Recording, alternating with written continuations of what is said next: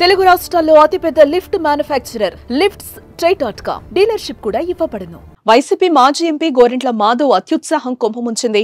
YS భారతిపై అనుచిత వ్యాఖ్యలు చేసిన చేబ్రోలు కిరణ్ గురువారం మధ్యాహ్నం మంగళగిరి పోలీసులు ఇబ్రహీంపట్నం శివారులో అరెస్టు చేశారు.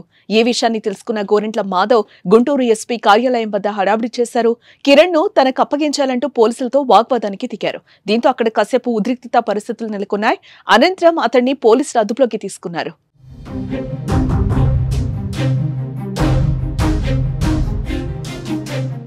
ఎస్పీ కార్యాలయంలోని ఒక గదిలో కొంతసేపు వారిని నిర్బంధించారు. అక్కడి నుంచి నగరంపాలెం పోలీస్ స్టేషన్ కు, ఆ తర్వాత నల్లపాడు పోలీస్ స్టేషన్ కు తరలించారు. పోలీసుల విధులకు ఆటంకం కలిగించడంతో పాటు పోలీసుల అదుపులో ఉన్న నిందితుడిపై దాడికి ప్రయత్నించడం తదితర సెక్షన్ల కింద నగరంపాలెం పోలీసులు కేసు నమోదు చేశారు. కాసేపట్లో గోరంట్ల మాధవ్ కోర్టులో హాజరుపరచనున్నారు. ఈ మేరకు సర్వం సిద్ధం చేశారు.